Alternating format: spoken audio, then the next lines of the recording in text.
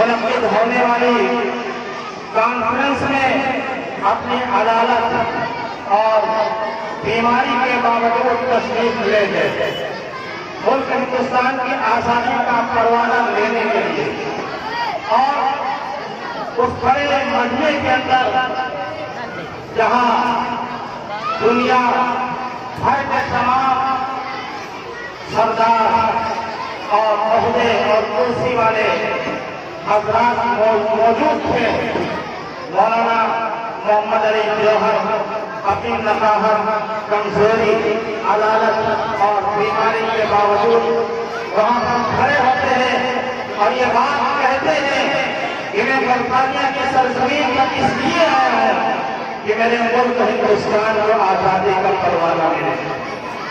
میں نے مشقتوں کا خیال نہیں کیا، میں نے نقاہت اور بیماری کا خیال نہیں کیا، بلکہ میں اپنے ملک سے اس لیے آیا ہوں کہ ہمارے ملک پر جو غاصبین کا، انگریزوں کا جو ناپاک قبضہ ہو گیا ہے، ہمارا ملک ہندوستان آزاد ہو جائے اور اس کو آزادی کا پروانہ مل جائے۔ اگر آپ ہمارے ملک میں ہندوستان کو آزادی کا پروانہ نہیں دیں گے تو آپ ہمیں اپنے ملک میں دفن ہونے کے لیے دکھا دیجیے۔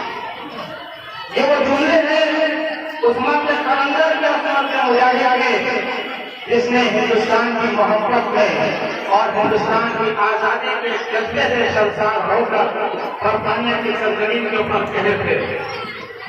انہی مولانا محمد علی جوہر نے ایک مرتبہ یہ بات کہی تھی، میں اول مسلمان ہوں، بعد میں مسلمان ہوں، آخر میں مسلمان ہوں، اور کچھ نہیں صرف مسلمان ہوں۔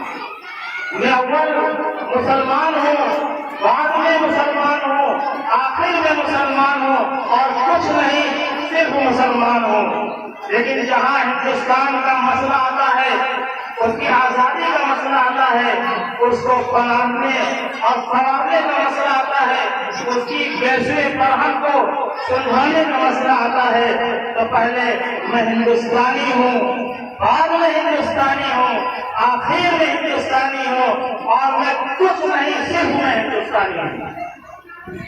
یہ مولانا محمد علی جوہر کے وہ الفاظ ہیں جو ایک طرف دین اسلام کو تھامے ہوئے ہیں اور دوسری طرف ملک کی محبت پر ملک کے جذبے کو تھامے ہوئے ہیں۔ ہندوستان کی جو سرزمین ہے وہ ہمارے لیے تاریخی حیثیت رکھتی ہے۔ ہماری تاریخ یہ بتاتی ہے کہ حضرت آدم علیہ السلام کو ہندوستان کی سرزمین پر اتارا گیا۔ سری لنکا کا وہ علاقہ جو سرندیپ کے نام سے مشہور ہے، آدم علیہ السلام کو اسی سرزمین پر اتارا گیا۔ آج بھی وہاں پر پائے آدم کے نام سے ایک جگہ پائی جاتی ہے، جہاں پر حضرت آدم علیہ السلام کے نقش قدم ہیں، پیروں کے نشان موجود ہیں۔ عیسائی اور مسلمان وہ اسے حضرت آدم علیہ السلام کا پیروں کا نشان مانتے ہیں۔ خود مذہب کے ماننے والے یہ بات کہتے ہیں کہ یہ گوتم بدھ کے پیروں کے نشان ہے، اور ہمارے ہندو بھائی برادر مدد یہ دیتے ہیں کہ یہ شیو جی کے پیروں کے نشان ہیں۔ لیکن ہندوستان کی ہسٹری اور تاریخ یہ بتاتی ہے کہ حضرت آدم علیہ السلام کے وہ قدموں کے نشان ہیں۔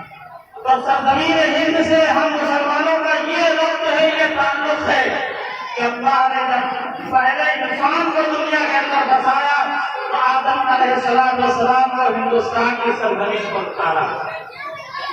ہندوستان وہ سرزمین ہے جس کے چپے چپے پر آپ جائیے تو ہماری عظمت کے نشان ملیں گے، ہماری عظمت کی پہچان ملے گی۔ چاہے آپ دلی کے لال قلعہ کو دیکھیے، جامع مسجد کو دیکھیے، چاہے آپ آگرہ میں سرزمین کی کھاد چھانیے، چاہے آپ راجستھان کے علاقے کو چھانیے، چاہے آپ مہاراشٹر کے علاقے کو چھانیے، آپ کہیں بھی جائیں گے ہماری عظمت رفتہ کی ایک شان ملے گی، ہماری پہچان ملے گی، ہمارے اکابرین کی جدوجہد کا نتیجہ آپ کو سامنے ملے گا، اور ہمارے جو حکمراں ہوئے جنہوں نے ملک ہندوستان پر حکومت کی، ان کی حکومت کے عالیشان نشانات ہمارے آپ کے سامنے ملیں گے۔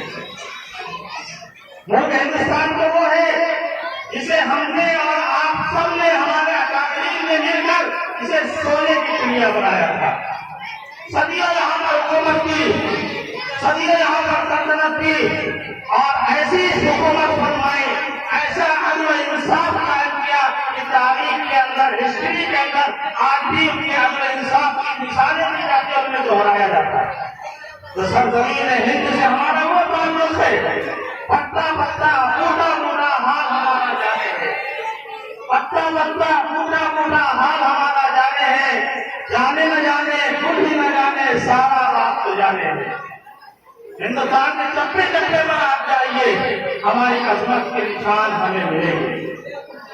دیکھیے ایک ایسا دور آتا ہے ہندوستان کی سرزمین کے اوپر کہ جہاں ہم نے صدیوں حکومت فرمائی, صدیوں حکومت کی, اس سرزمین کے اوپر انگریزوں کا ناپاک سایہ پڑتا ہے.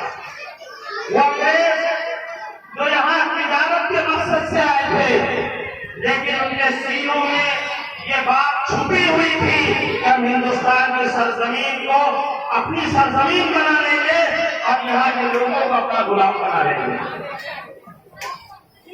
تو انہوں نے ہمارے گھر کے اوپر حملہ کیا. ظاہر سی بات ہے, اگر کوئی غیر آ کر ہمارے گھر کے اوپر حملہ کرے یا ہم سے ہمارا گھر چھیننا چاہے تو سب سے پہلے گھر کے افراد ہی کھڑے ہوں گے اپنے گھر کا تحفظ کرنے کے لیے, اپنے گھر کو بچانے کے لیے.